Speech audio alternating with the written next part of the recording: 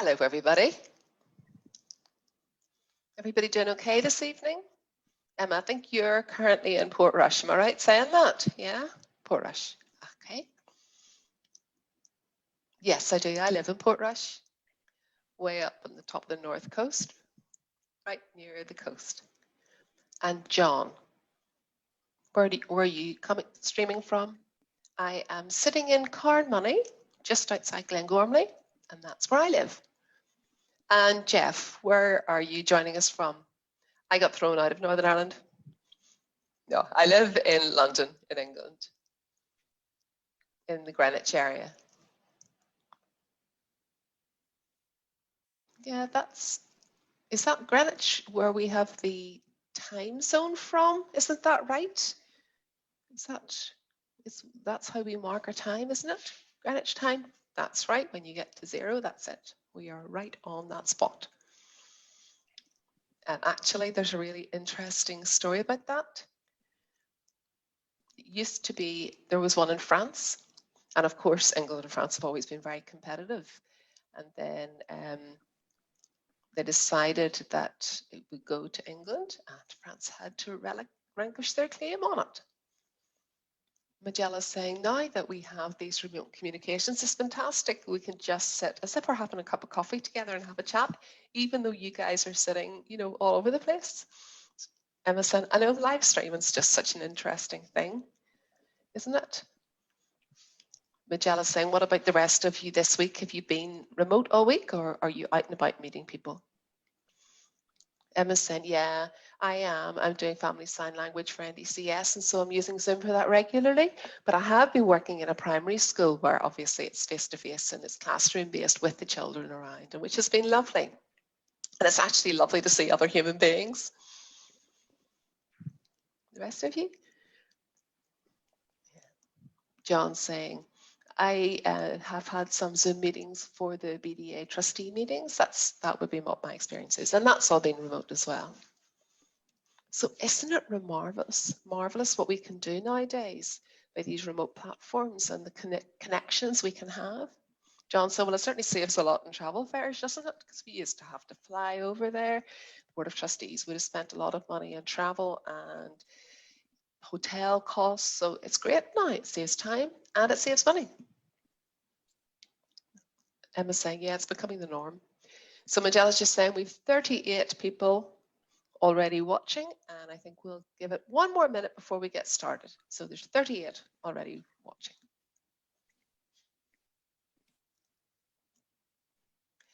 Quite some time ago when I started working in VRS in 2004, well, we'd actually started in 2003.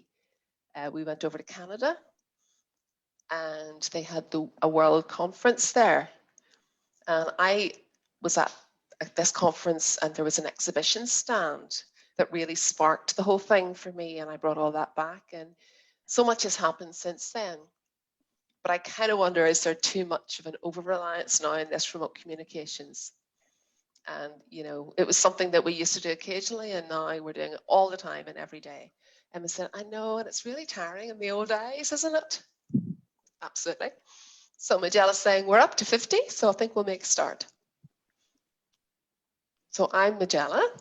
I work for the BDA, and I really want to thank everyone for giving us your time this evening for this live stream event.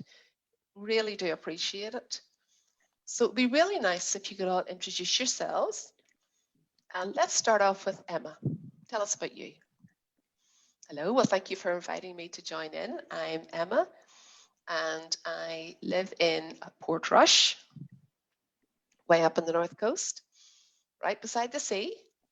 And I've been working in a primary school as a classroom assistant with children who have special educational needs.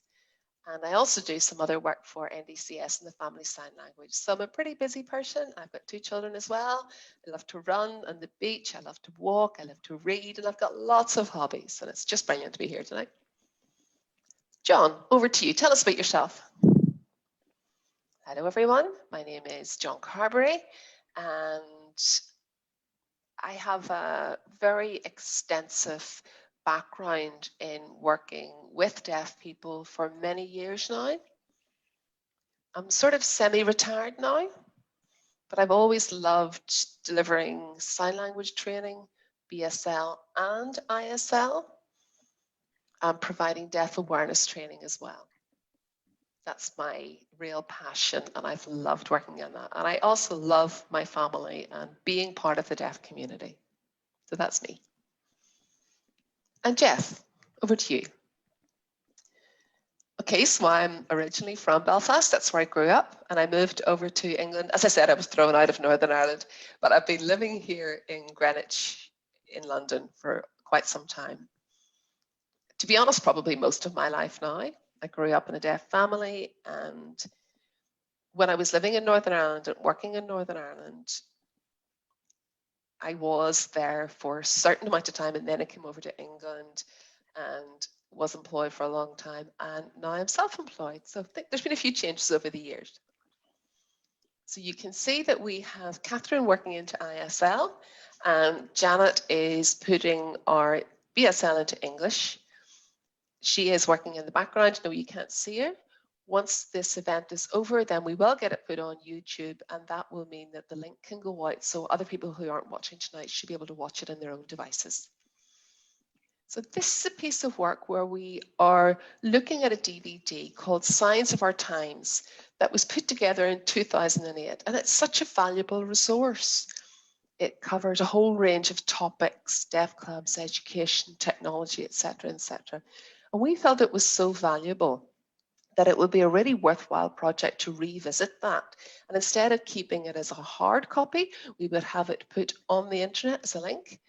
And obviously, I don't think anybody nowadays, well, not too many people have DVD players sitting in their houses. So we thought we'd put it online, and then everybody could access it that. So tonight we're going to be covering 3 different topics, which I'll introduce when they come up.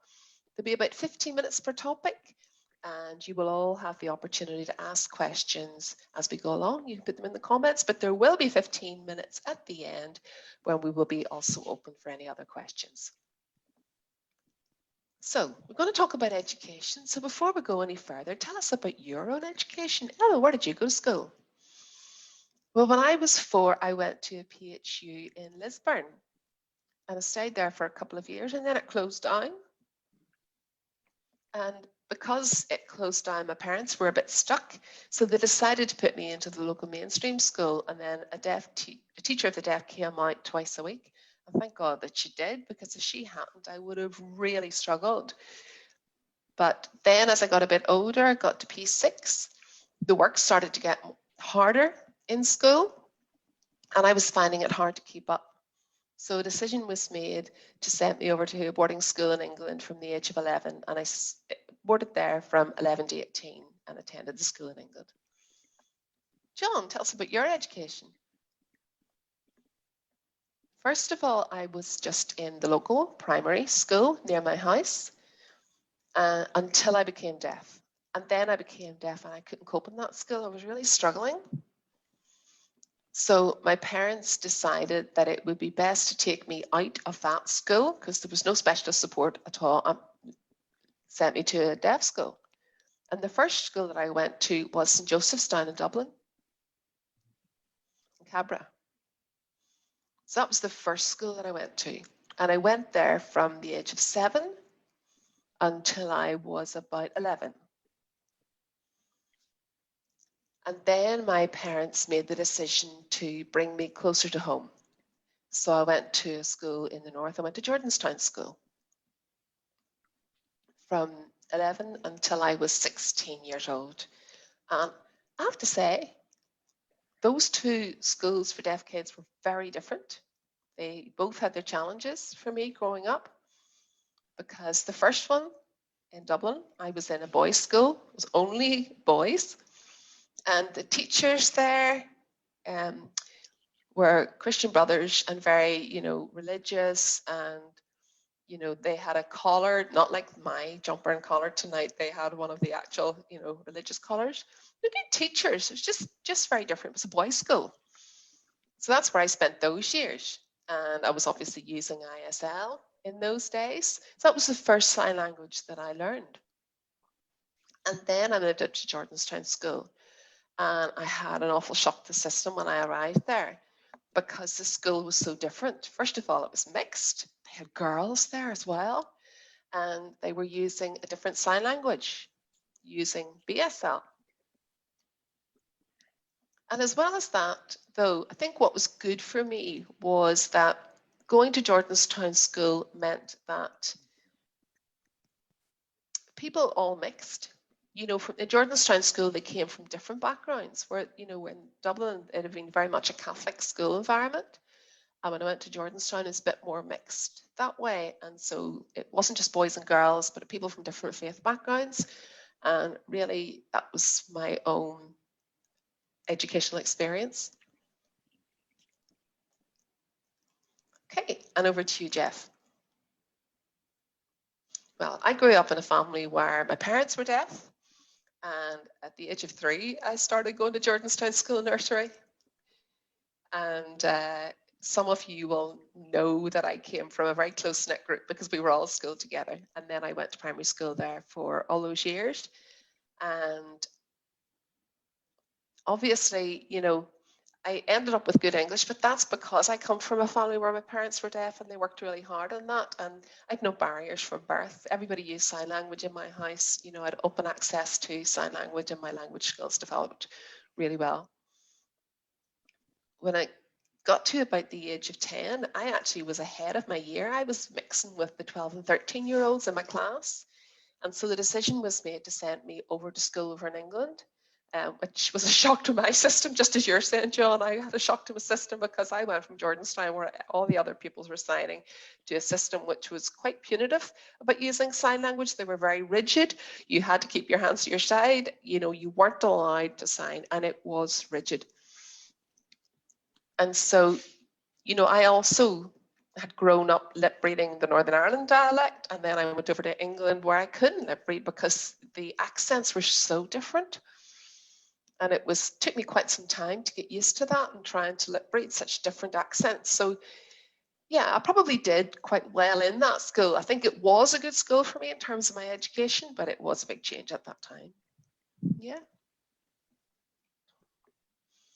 Emma is just, Jeff, that's really interesting. You said that English was difficult for you to lip read when you were over there, whereas when I went there, I thought it was easier because people in Northern Ireland are really hard to lip read. They mumble and they talk too fast. I just thought those English people had much slower pace of language. Jeff said, actually, what's interesting is my wife isn't deaf, but she's originally from Belgium. And when she first came to Northern Ireland, she landed at the airport and we picked up a hire car and drove down the road, and the first thing we had was one of those police checks. And, you know, my wife would always look out and then, you know, people would talk to her and this police officer spoke to her and she didn't understand a word that he said. And I told her what the police officer said because I knew that he was telling her that we'd been rerouted to go another direction. And I thought, you know, I'm my wife's interpreter and for her.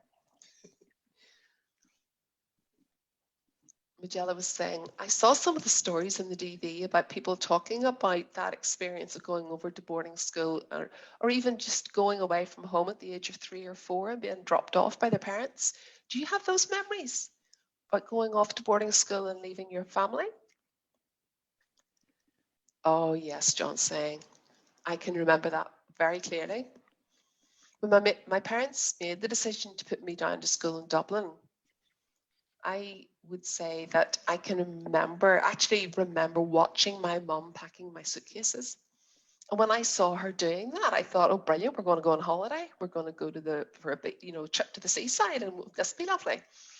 And then we got on the train. Do you remember the old steam trains puffing down the track and that lovely smell of the steam coming at you? And then we got there and there was a car came to pick us up. It was me and my mum and dad. And we got to the school and it was a big building, you know, with beautiful grounds. It wasn't that it was a private school, but beautiful grounds, you know, private grounds. And we drove up the driveway, got to the front of the building. And so I jumped out of the car, ran off, all excited, and pressed the bell of this great big grand building. And there was someone cleaning the window. And, you know, as I pressed this buzzer, I could see they didn't like this because it was making a bit of a mess. And then the door opened and this very tall man with a collar came out. And I looked at him and sort of thought he might have been a priest. It turned out he wasn't. He was a Christian brother. It was just the type of collar that he had. Anyway, they brought us upstairs into the tea room, and I was 7 years old at the time. Now bear that in mind. And I had been very isolated up until that point because I had no chat at home, in that my family, you know, nobody else was deaf. I was the only one. So he brought us all down to the ground floor, and I have a really clear memory of the door being opened and all these other boys playing together totally happily. And they were all sorts of different ages, all playing together. And I have a very strong recollection of watching them all signing as well, and standing looking at them thinking, what are these people doing with their hands? Because I had no idea that that's what sign language was. I had no idea. And yet the thing that I took away from it was the expression on their face. They were so happy being together. And it was the first time I'd encountered other people who might be deaf. And, you know, it was great, but it wasn't great because it really hit me and I felt a bit emotional about it. I got a bit upset. So the priest saw I was a bit upset and he took me back upstairs to where my family were. And, you know, I just wanted to run over to my mum because I was scared and tell her all about it. But my parents had already gone. They'd left my case sitting in the room. And my case was there, but my parents weren't. They never said goodbye, never gave me a hug, never explained anything. They just went back up to Belfast in the train and left me there. And I sobbed my heart out for days and days and days. Now, on reflection, I think it was the right decision to put me into a school where there were other deaf children, because I did get an education. And it helped me to also come to terms with my own deafness and learn communication skills. So on reflection, all that was good for me. However, when I moved up to Jordanstown School at the age of 12, the reason I moved was because my mummy was missing me, because it was a boarder down in Dublin. And in Jordanstown, I was able to become a day pupil. And that's why they put me in. But it was such a challenge because a whole different sign language. Boys and girls, the teachers weren't in their religious garb, and it was also different. And having been brought up in a boys' school, I always thought that the deaf world was all male. I thought everybody was male in the deaf world. And then there were all these girls who were deaf. Bit of a dream, actually, but there you go. Jeff, can you remember flying over? Jeff just said, John, I had the opposite experience because I had been a day pupil in that my parents lived in Belfast. So I travelled in and out to Jordanstown every day. And I was very happy. And on the bus, you know, all these other deaf people, it's all different age groups, used to chat away. We had a great time. And we had the stupidest games, you know, you'd sort of go, I'm good, you know, you do this good, bad thing. So one person did good, the next person did bad, and you went round. And if it ended up that you were bad and it stopped, then you were the bad person for the day. It was just stupid games, but we played lots of games on the bus. And then when I went over to England, you know, I just was a bit thrown. I found it quite difficult. Culturally, it was very different for me. And it wasn't the children, the other children were fine. But there definitely was a bit of oppression about the fact that I was perceived as this Irish boy. Now, it was the 1970s. Bear in mind, we were at the height of the Troubles, and I definitely had those perceptions were projected onto me about my lot coming in, and so that was quite difficult for me. Emma, do you remember arriving out at school? Well, I can remember when I was really young, I used to love reading. And I loved reading all the books by Enid Blyton. You know, and a lot of her books were about boarding schools. And so I used to read those books. And whenever my mum then told me I was going to boarding school, I thought, oh, great, I'm going to go to Enid Blyton world, that kind of story.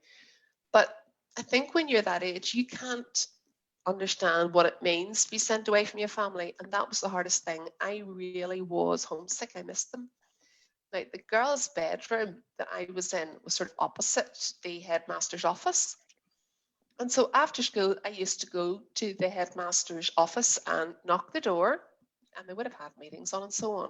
But I used to knock the door. And when they came out, I used to say, please, would you go and buy me a plane ticket? I want to go home. I did that every day until I think they got fed up with me. Michelle said, okay, just one more last question. The three of you seem to really have valued the fact that you went to a school where all the other kids were deaf and you got a lot out of that. You know, and I think that's one of the things that I note is when you finish school, did those relationships carry on? Did you stay in touch with the people you went to school with? Emma said, oh yeah, we became like family. So of course you stay in touch with your family, don't you? John? Yeah, I agree with you, Magella. I think when you go to a deaf school, it does become home. The people you're with do become family. Honestly, before I went to one, I hadn't realized that, you know, there were even such a thing as other deaf children. I mean, I initially was at a school where there was no PHU. And deaf children at that stage had no option. You just went to your local school. So the fact that I actually ended up going into a deaf school meant that I learned a lot, and it gave me that opportunity to understand my own identity and to establish that. So it was a great opportunity for me to meet so many different deaf children from different backgrounds from all over the south of Ireland. And then when I moved up to Jordanstown School, again, I had the opportunity to meet deaf children from all over the place, from Derry, from Newry, from all over the place. And that was a great opportunity for me. And you're absolutely right. I did make many friends. Jess, and I couldn't agree more. You know, when you think about what went on in those days, there would have been about, 160 deaf children in the deaf department, and then there were the blind kids in the blind department, and we all played football matches against each other. And when you look at the schools nowadays, they're much smaller, and a lot of children are in partially hearing units where they are only meeting one or two other deaf children, and I think that's very, very difficult for them. It must be very challenging. Majalsen, that's fantastic. I think we'll move on now to the topic of employment. One of the things that I've noticed in the DVD was that there were some fantastic stories from the deaf people there telling us about having worked in trades, so in the shipyards as stitchers, as joiners. And they went and they served their apprentice and they got a trade. Now, I know that you're from different generations yourselves, you're from different age groups. Tell me about your first day out at work. What was it like for you when you first started work? Emma? On my first job, I would have been 17 years old. And I worked in a doctor's practice in the reception. You know, in those days, there were no computers, so everything was handwritten. And my job was to get all the files out and tidy them all up. And then I had to rip some of them up, shredders, and get them all categorized A to Z, alphabetical order. And I loved it. It didn't require a lot of other communication. I just had a job to do and I got on with it. Jeff and John, what were your first jobs? Well, I think for me, I mean, I did have good qualifications, and then I came back to Northern Ireland and I went to the local job centre. I said, I'm looking for a job. And they said, oh, you're deaf? Well, what, you'll do this or that. And my response was, to be honest, shock that they were expecting me to only want to go and work in a factory. And fortunately, one of my father's friends used someone who was into electrics, and he took me on to go and do my time as an electric engineer. And I only because my father had that connection was it possible for me. If it hadn't been that we had that family connection, I would never have had the opportunities that I went on to have. And it just shows you, how important it is. And we're talking about a long time ago.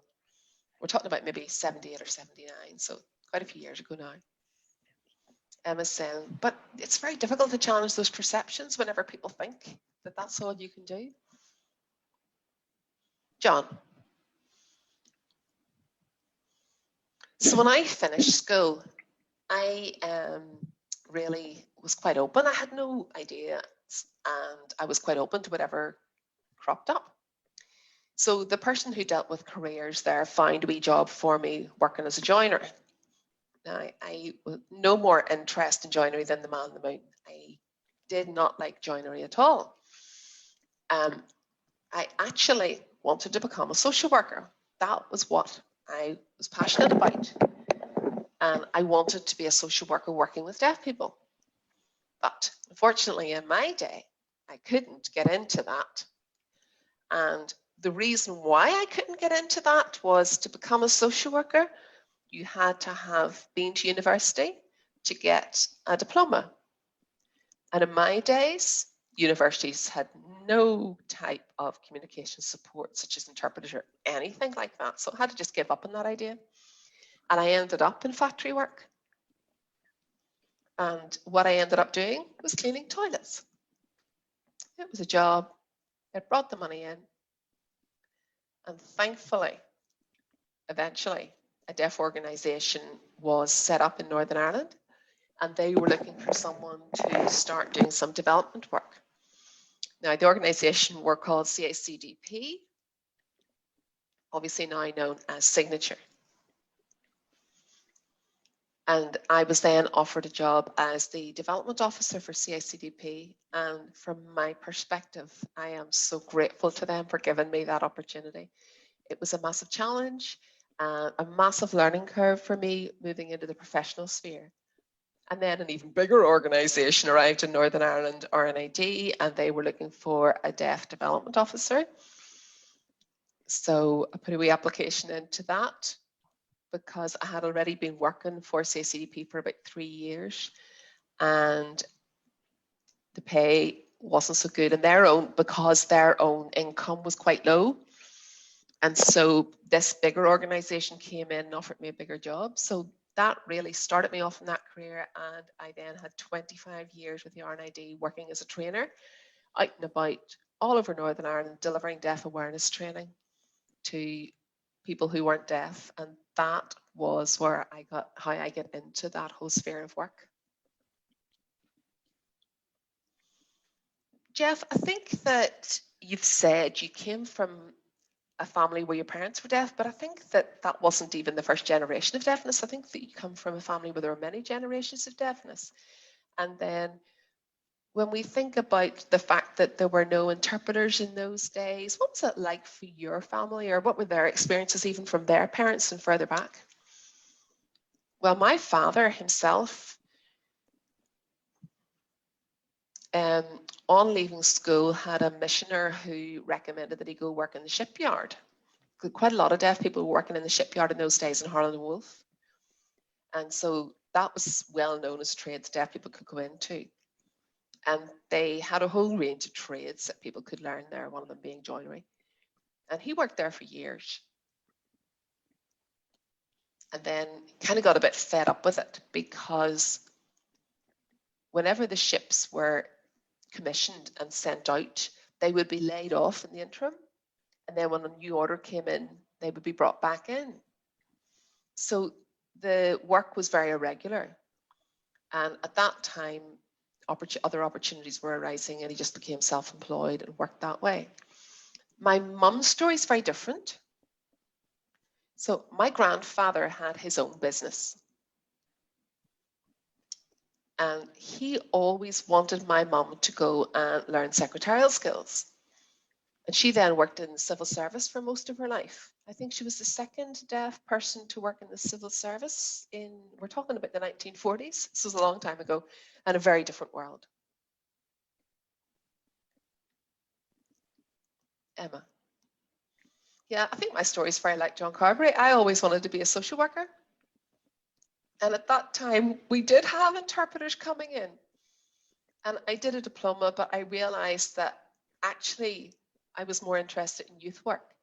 So I worked for NIDIA, Northern Ireland Deaf Youth Association, in those days, in Wilton House. John, do you remember those days when there were all those different organisations? And we really collaborated, we worked together. And I can remember 1 year we had 18 residentials organised. It was absolutely fantastic. informal education going on all the time, loads of activities for young people, really well attended, and those to me are the good old days, just fantastic. Such Wilton House, our times at Wilton House were incredible. You know, all those different organizations working, you know, in different offices, and then we always used to meet up for coffee and networking, and just brilliant days. You know, and because it was very central, it was fantastic. And now look at us all sitting at home working, but different now, isn't it? Magella saying, well, you know, I don't know when that's ever going to end. But now that we've got these technical office options like we do tonight, I don't know what the future's going to hold. But we do need to meet up, and we do need to have the chance to see each other and have a good hug.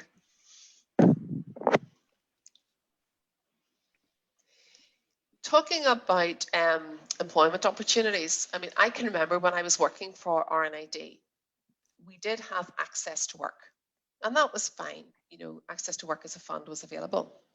But when I made the decision to leave RNID and become self-employed, I still had that access to work fund made available to me, and it really did, you know, work well for me. I had an excellent advisor who supported me in keeping that going, and it meant when I was out and about delivering my training and meeting people and getting it all set up, then I had that support. But I can remember initially when I started, there wasn't any access to work.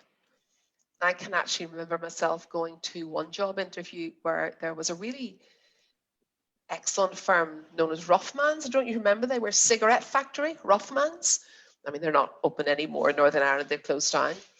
I remember going for an interview at Rothmans, and they had their own medical officer who was aware that I was deaf, aware that I was applying for this job, and said to me in the interview, I gather you're deaf, and then said to me, well, can you hear? And I said, well, it depends on the setting. I said, if my hearing aid is on, I will hear some sound, but if I take my hearing aid off, then I won't hear anything. And his response was, okay, turn around and face the wall behind you, and I'll speak, and you can let me know whether you understand what I've said. And I was left saying, no, hang on a wee second, I can't. And that actually really threw me, because you know, if I had gone to work there, what would have happened? Now, when I left the room, the HR manager approached me and asked how I felt about the interview. And I explained to the HR manager I was very upset about that it was a very stupid thing to say to me, that testing my hearing and putting my back to them was totally inappropriate. Now, I have to say that they were very good after that, and they gave me a job, and they sponsored me when I then went on over to Durham to do my BSLTA tutor training, and they gave me time off.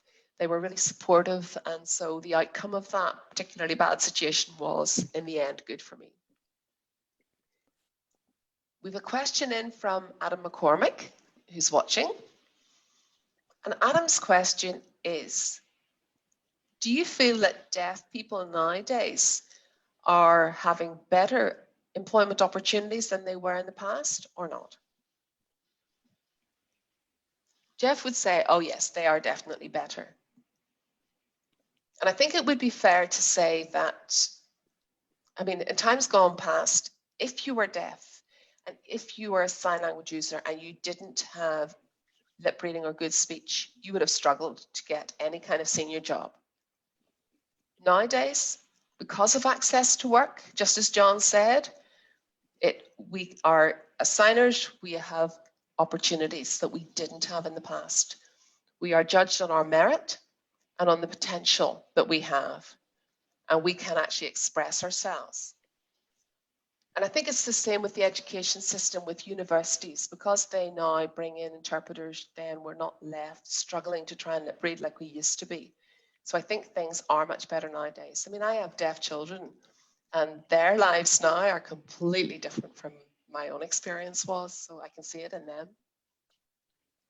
And if we start to think about the future, maybe 10, 15, 20 years time, what kind of jobs do you think deaf people will be in?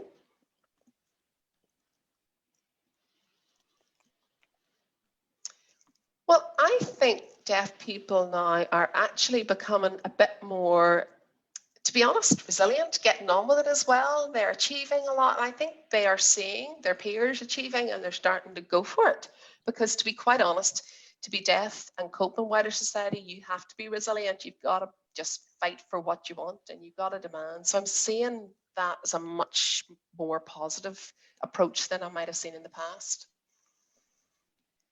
John said, oh, things nowadays are way ahead of what they used to be. There's no question about that. In the past, we relied on goodwill. We relied on missioners and chaplains who helped us and spoke for us. And nowadays, I'm so proud that we have many deaf people who are in good positions or who are leading and in leadership positions in the deaf organisations and just in good jobs in the civil service and demonstrating what deaf people can actually achieve. A lot of deaf people running their own business, which is just brilliant. You just weren't seeing that, you know, when I was young. People were in the trades, they were joiners, they were cobblers, stitchers. It's a different world now than it was before. And I think the reality is now is that society in general is also becoming much more aware about deafness, and that helps too. I think whilst it's positive to see all these advances, my children have their own friends who, you know, are the same age. So we're talking about 20s-ish.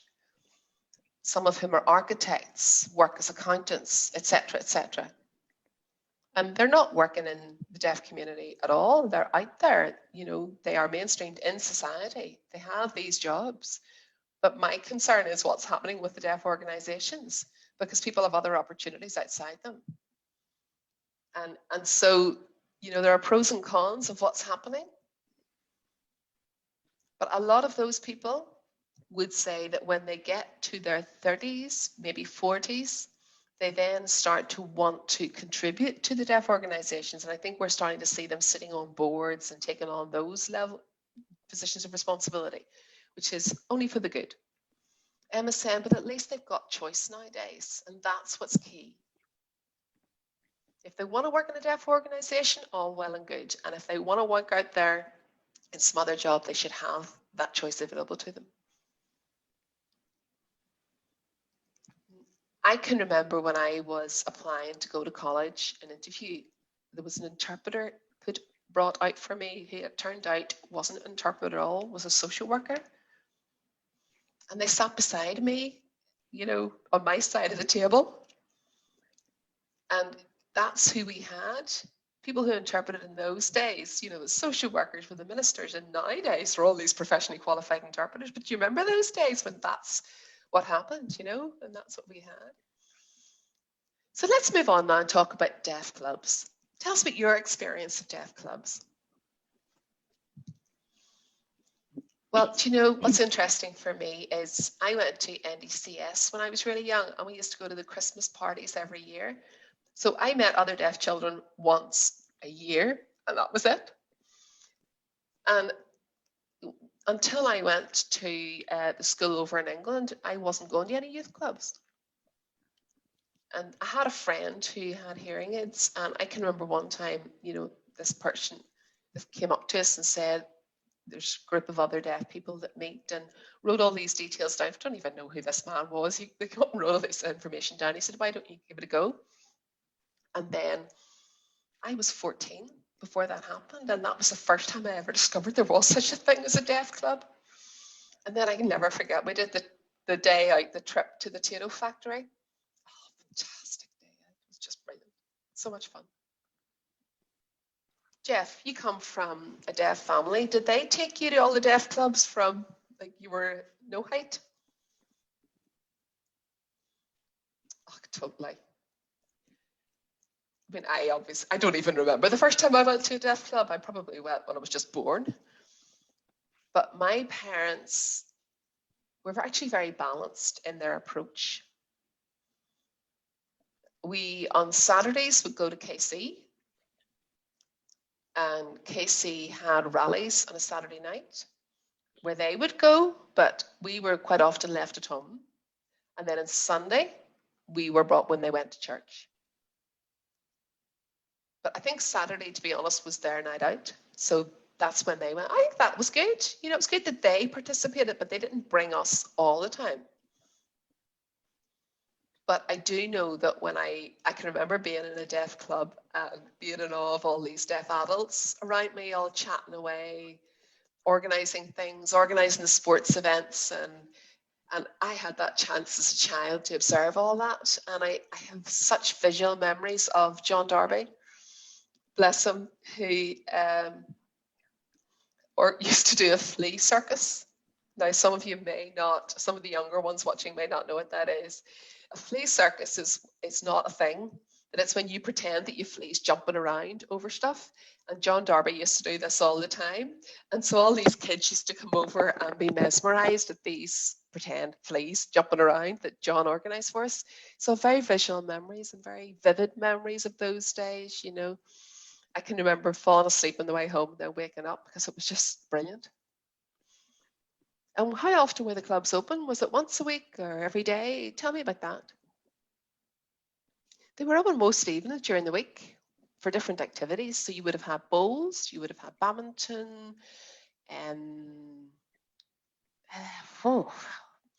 they had a women's group, a whole series of events each evening of the week. And then Sunday was church. So something almost every day. And that required a lot of committees, a lot of time. And I think that's a big difference that we see nowadays, because deaf people were working in environments where they were the only deaf person. And when they met other with deaf people, they didn't want to know about lip reading, or they just wanted to relax and chat and be with other deaf people. And I think nowadays we see less of that kind of desire to socialize and to be with each other because people have other outlets. So it's an interesting change.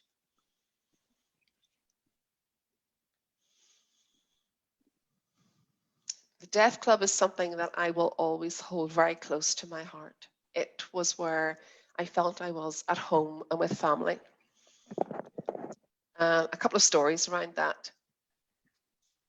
When the Troubles started here in Northern Ireland, you know, late 60s, or even building up to the really bad times, I remember that as deaf people, we had limited abilities to travel. It was obviously the buses weren't running late at night. It was a bit more risky. There was shooting going on. Things were happening at night. And so, you know, if you wanted to go to a deaf club, then quite often family would say, look, you can't go out because, you know, you can't go out at night. We don't go out. And so often I can remember going and there would be very few people and we would have to go on our bikes and cycle, and it was a long way to go. So I remember one deaf man and his mum and dad told him he wasn't to go, and he cycled all the way there. And he got to the deaf club and there were only 2 or 3 other people there. But he enjoyed it. He enjoyed the company. And then he cycled all the way back home. And his parents asked him how the night had been. And he said, oh, it was packed out, whole crowd of people there. And I think, you know, that's why we need to think, as Jeff said, when your environment is that you're the only one who can sign and you're working alongside people who can't sign every day, getting back to be with other deaf people is where you go to relax because you can chat openly and freely. And that's what the Deaf Club meant to people. Which club are you talking about, John? Oh, St. Joseph's. Yeah. In Belfast in my time, well, there were 3 deaf clubs. 3. So we had St. Joseph's in Belfast, which was known as the Catholic Deaf Club. So it was where the Catholic community went to. And a lot of the ones who had gone to Carberry or school in Dublin who signed ISL would have gone to St. Joseph's. Then you had FP, and FP was the other deaf club. And it was more of a social club, open most evenings of the week. They had the bowls, table tennis, snooker, bingo, chat times. But Saturday nights weren't popular because a lot of people went round the corner and they were, you know, off at the bars on a Saturday night, so weren't as many went. And then you had KC, the King and Church. That was the 3rd deaf club. And whilst it was called the church, they also ran a lot of events. They had bowls, table tennis, and social events. Those were the good old days, you know. Nowadays, the deaf clubs aren't like that anymore, and they're pretty much not there. Just different generation. And so you've identified that a lot of the deaf clubs were set up around the churches in Northern Ireland. Society nowadays is very different, isn't it? And so I think we see a lot of changes. I think the last events that we used to have were in the Wellington Park Hotel. Do you remember we used to have those? Do you remember? Remember we used to go there? I think it's the last one I can remember. Yeah, it was the last Friday of the month. There used to be a crowd used to meet in the Wellington Park Hotel. You used to get 40 or 50 people turn up. It was a really good crowd, wasn't it? And it was just that chance to meet and chat that we miss so much nowadays. And I think nowadays people are meeting, but perhaps in much smaller groups. So what do you see as being the future of the Deaf Club? Can I add something in? You're talking about those events in the Wellington Park Hotel, meeting up for a drink. Can I say the bars never made too much profit out of deaf people? Bless them. People would go there, they'd get in at 6:30, buy 1 pint, and that pint would do them until closing time. So the poor owners didn't do too well out of us. Too busy chatting, to be quite honest. Okay, well, you've already said that the numbers of deaf clubs and people attending deaf clubs have dropped drastically. So what do you think is going to happen 10 or 20 years in the future? We need something. What are we going to have instead of a deaf club? Are we going to bring the old model back out, or what do you think is going to happen in the future? Well, I have deaf children. I now have grandchildren. And I'm observing what's happening with them. I think with technology, remote communications, Facebook, that kind of thing, deaf people nowadays are connecting more on a global level than they ever did before. Used to be you would meet up in England or in Northern Ireland, but nowadays people have connections all over the world. People are traveling and they're connecting. And because of that, people are pursuing common interests, which are not just being deaf anymore. And so when they identify someone on the other side of the world who shares a common interest, I think that's what's bringing people together. And so what we are seeing is that sign languages themselves are being influenced by other sign languages as people mix and travel, and I think that's changing over time. But we also have so many more deaf people out there working in mainstream settings than perhaps before. And I think we're, at the fact where in the evenings now, people are perhaps engaging with social media as opposed to deaf clubs. So they're watching videos or they have options available. So I think things are very different. That physical contact that we all used to depend on has really reduced.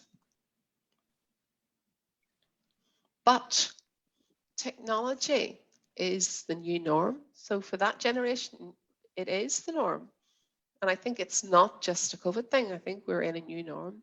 But what I think is important is that young people and children still have the chance to meet other young deaf people. That is what we can't miss out on in the future. Honestly, Emma, that point is so important, Jeff's saying. For young deaf people, very often going to those joint activities is the first time they get the chance to connect with other young deaf people. But now with technology, how do you even go about doing that? How do you find out where to meet up with other young deaf people? How do you make those introductions? How do you make those connections when people have their own set friendship groups already? Because we physically had to go to meet other people, perhaps because we shared a sporting interest, we had to go. And I think nowadays it's very different. Okay, so you're saying that deaf clubs aren't around anymore, but people are traveling and they're going to conferences such as WFD and that kind of thing, and they're studying and they're learning and they're meeting with a whole range of different types of deaf people. I mean, I know that whenever we have BDA Congress, then we still use those opportunities to chat with other people. And so now, because we're traveling and we've friends all over the place, and not just here in Northern Ireland, but over in England, over in America, we're staying connected, but in a different way. John, I think what I like to see nowadays is that our organisations here in Northern Ireland are doing a good job. So for example, NDCS are doing a good job of supporting families. And I think it's really important to remember that we've got, youth action now, deaf, youth action. We didn't have anything like that when I was young. There's a lot of really good work going on with young deaf people nowadays and supporting families. And I think some of those organisations, as you said, BDA, RNID, are out there providing support, and we really need them. We need those organisations to be doing that. And it also creates opportunities for deaf people to go in and work for them. Those opportunities weren't there when I was young. They were very limited. Sorry, just one more thing. I do think it's important to bear in mind that mental health is really relevant to this discussion, and it's not something we've raised yet. And I think it's something that deaf people haven't really brought to the surface and haven't talked about. And we need to start to do this. We need to bring it out into the open and talk about it. I think especially since lockdown, many deaf people have been very isolated, and that's something we need to be careful about. We need to be thinking about our wider deaf family and friends and their mental health too. Absolutely, we do need to look after each other and be kind. I would agree with that. Jeff, you want to say something? Yeah, I was going to respond to John talking about lockdown. I think actually in Northern Ireland, you seem to be ahead of the game in terms of some other areas of the UK, because you do have sign language being taught to families. We're not seeing that happening the same way in England. Maybe it's just it's too big and there's too many people. But I'm seeing feedback from school teachers saying that in lockdown, there's nothing. Those deaf children are stuck at home and they've no communication, because their only communication was when they were in school.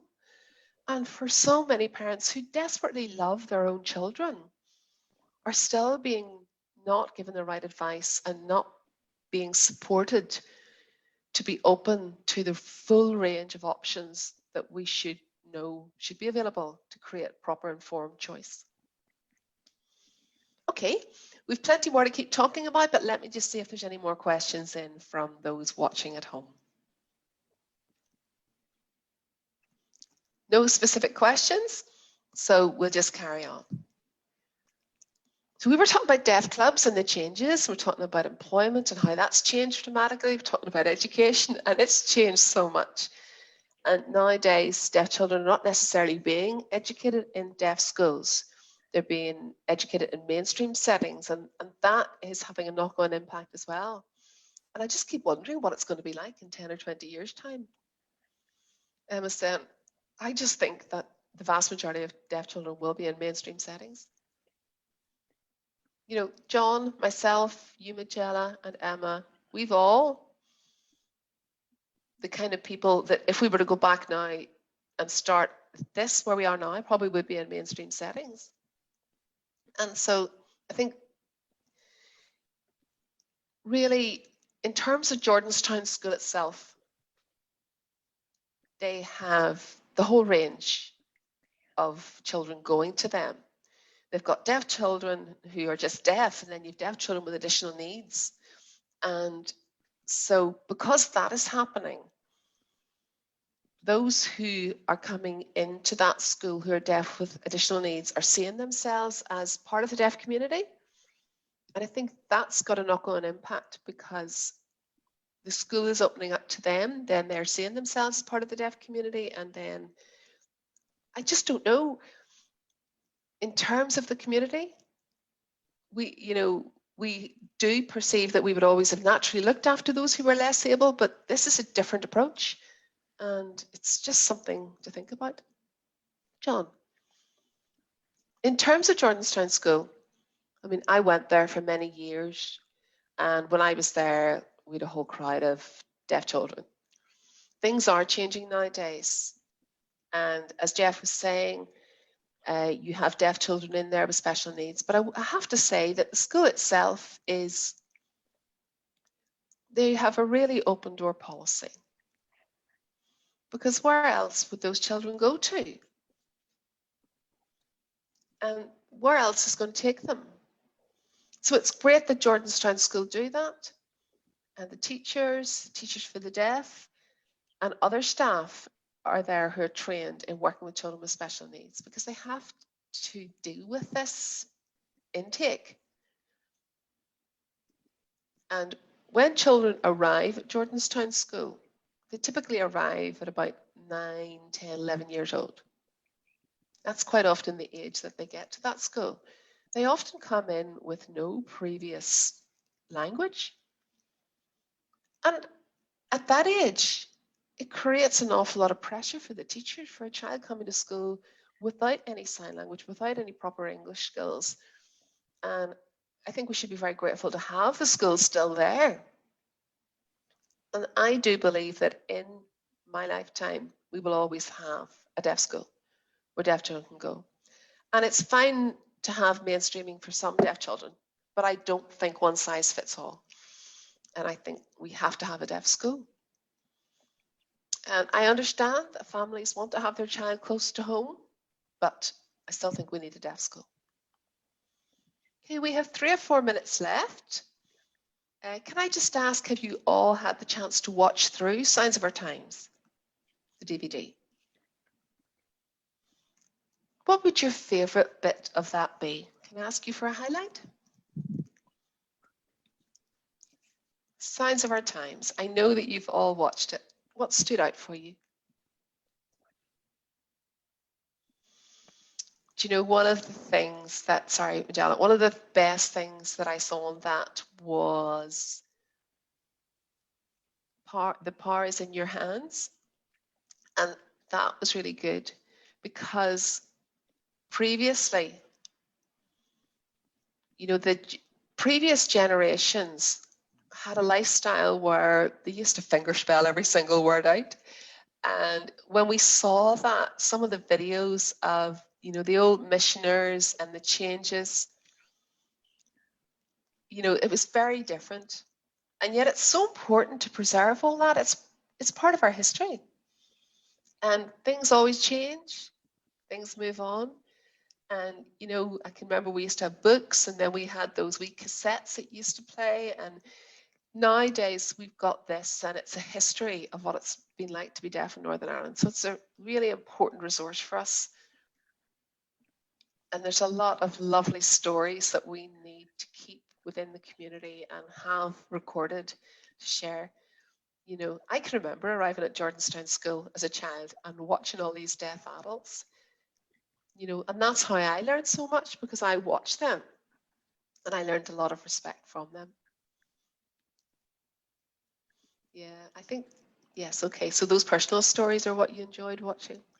Yeah, Emma said, I loved that. I love the stories. It's the stories. Have you a particular story that made an impression on you, Emma? I just wanted to say that those stories are crucial for our current generation of young deaf people to see. And we don't want to lose what we've got there. It's so important. I mean, those old films that we have are really important, because I think some of the children who are coming in from a mainstream education need to see the videos of what it was like for deaf children a long time ago. And I think that should be taught to children in schools generally. And, you know, just put subtitles on. And I also think it's really important that when people are teaching sign language, that they use these resources. When people are not from a deaf background and they come in to learn sign language, it's not just the language, it's having access to those stories and some of those older signers who perhaps sign a slightly different way. It's like anybody else who learns a spoken language and then you go on holiday and you experience it there, and that's what it's like. But you'd experience all the generations. So for people learning sign language now, they need to have access to this resource, and then they can see some of the older ones. Emma said, and there's so many faces there who are no longer with us, and it's just lovely to see them. Oh, you're absolutely right, Emma. Yeah, and even just recently, some of those people have gone. I have a question in from Bernie McCaffrey here. do we think that we need to have a deaf hub set up in Belfast? Do you like the idea? A bit like we have Deaf Village Ireland in Dublin. Is that something we'd like to see in Belfast?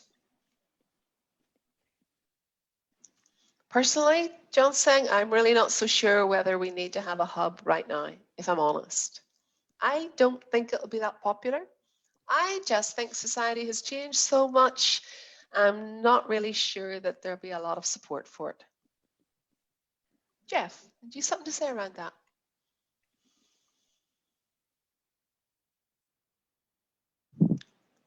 In terms of a hub, I would need to be clear around what the purpose of it was, because it would have to be self-financing.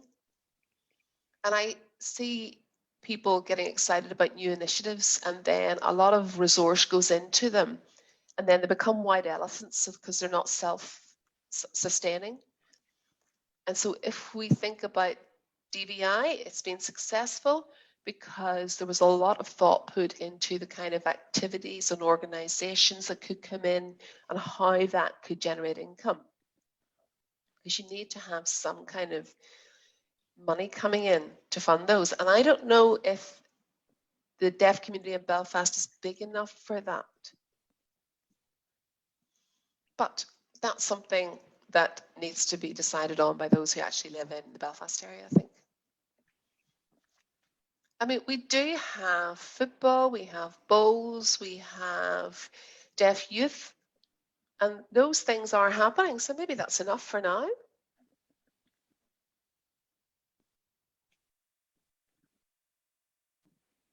One of the things that I have observed a lot in the deaf organisations is that, to be honest, premises are being sold left, right and centre. And people are moving into office space out of the old buildings that used to run the clubs. And I think putting a lot of resource into a single place like that, we would need to look at what the benefit would be. I mean, I appreciate that it's not just about deaf people, it could be their families, but we need to think about it carefully, I think. Okay, I think that's time to bring this to a close. Thank you so much. I've enjoyed so much talking to you. Thank you for sharing your experiences. It's been a lovely time together. I've really enjoyed the conversation. Thank you so much. Thank you to those who are watching at home. And we have one more live stream happening on Thursday, the 25th, with our young deaf people. We're going to be asking them about what their experiences have been about their sense of identity and culture. And let's see what they have to say. So that's Thursday, the 25th of March. Please do watch. Same time again. Thank you, everyone. Bye-bye.